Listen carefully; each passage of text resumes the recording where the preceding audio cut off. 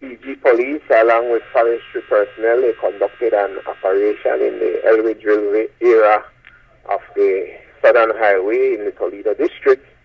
And I must say they discovered approximately about 80 pieces of rosewood. And in the same area at the time, they also found a tractor that information led us to believe belongs to the Agriculture Department of Toledo.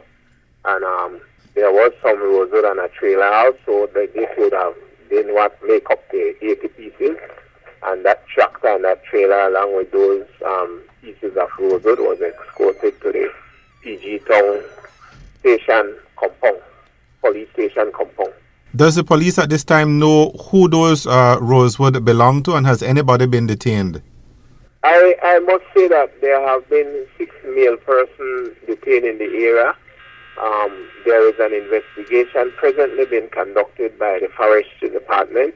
I must say, so far I am not able to establish as to who is the owner of those wood found. Earlier in the week, there was a discovery made of illegal rosewood harvesting in the Boom Creek Road area.